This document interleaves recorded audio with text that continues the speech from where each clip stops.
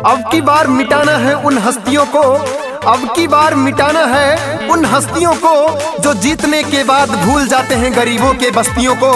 जी हाँ बहनों भाइयों, सबको देखा बार बार आर गोस्वामी रिंटू भैया, अब की बार जन जन की है यही पुकार, आर गोस्वामी भैया अब की बार। जी हाँ बहनों भाइयों, आपका बेटा, आपका चहेता, हर किसी के सुख दुख में काम आने वाला, हर किसी के दरवाजे पर पहुंचने वाला आर गोस्वामी उर्फ रिंटू भैया।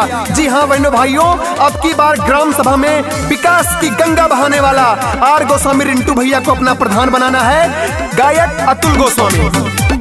सुना ये चाचा, सुना ये हमर चाची, करी है विकास कुछ रहे न बाकी, करी है विकास कुछ रहे न बाकी। सुना ये चाचा, सुना ये हमर चाची, करी है विकास कुछ रहे न बाकी।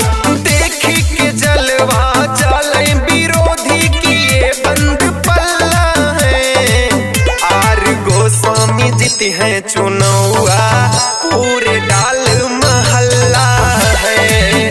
पिंटू भैया जी बनी है प्रधान, पूरे डाल महल्ला है, पूरे डाल महल्ला है।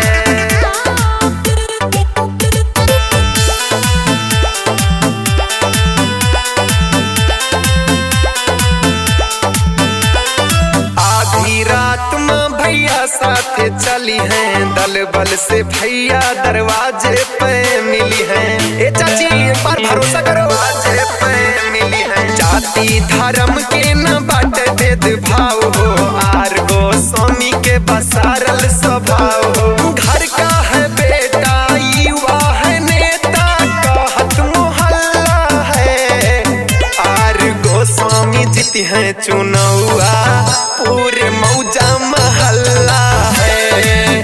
पिंटू भैया जी बनी है प्रधान, पूरे मौजा महल्ला है, पूरे डाल महल्ला है।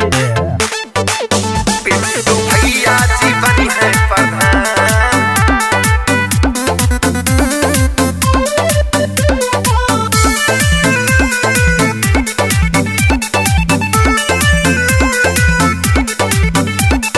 पिछड़ा गरीब के कॉलोनी दिलवई है, बिटिया के शादी में बढ़ चढ़ के आई है। ए चाची माँ बढ़ चढ़ के आई है, पूरे मिर्जा से पूरे डाल तक चमकई है। घरे घरे सोलर लाइट लगाई है, कहाँ है अतुल गोस्वामी अब की साथे सब खुला है।